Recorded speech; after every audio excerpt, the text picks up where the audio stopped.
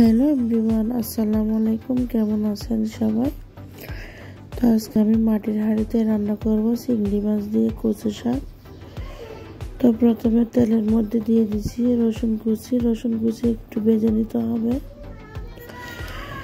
তো ভেজে নিয়ে দিয়ে দিব পেঁয়াজ, কাঁচামরিচ ফালি,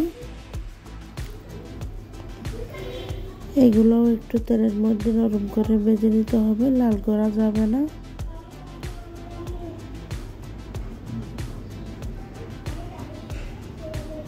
তো এখন দিয়ে দিব ছোট চিংড়ি, এগুলো একটু তেলের মধ্যে ভেজে দিব। জালের পরিমাণটা আপনারা বুঝিয়ে দিবেন। আমি একটু জাল বেশি খাই, তাই সব সময় একটু বেশি দিই। তো দিয়ে দিচ্ছি হলুদ গুঁড়া, দিয়ে দিচ্ছি সামান্য মরিচ গুঁড়া, আর দিয়ে দিব সামান্য ধনিয়া গুঁড়া। এগুলো দিয়ে পানি দিয়ে একটু ভালো করে কষিয়ে নিতে হবে।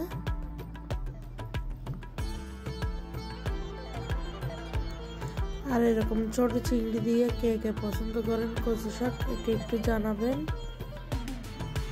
আমার তো যেমনই রান্না করি তেমনই ভালো লাগে। দিয়ে দিয়েছি স্বাদ মতো লবণ।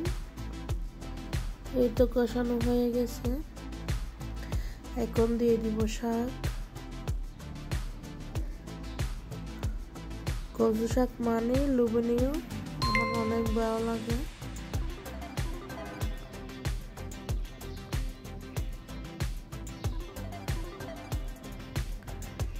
আমি একটু নেড়ে চেড়ে দিচ্ছি ভালো করে।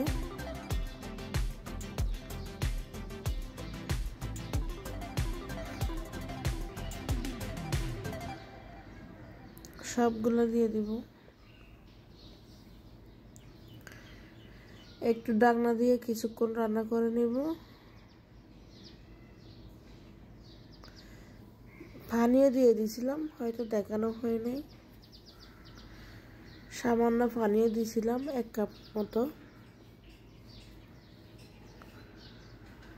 তো একটু ভালো করে নেড়ে দিচ্ছি।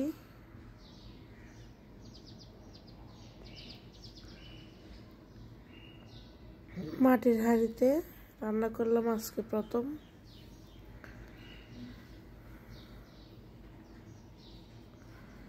তো একটু রসুন তেতলা করে দিয়ে দিচ্ছি উপরে।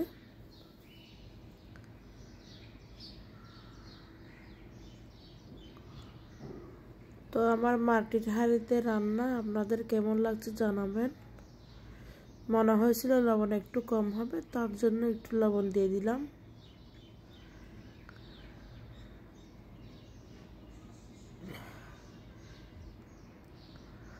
খেতে কিন্তু অনেক মজা হয়েছিল, আমার শাশুড়িও বলছে।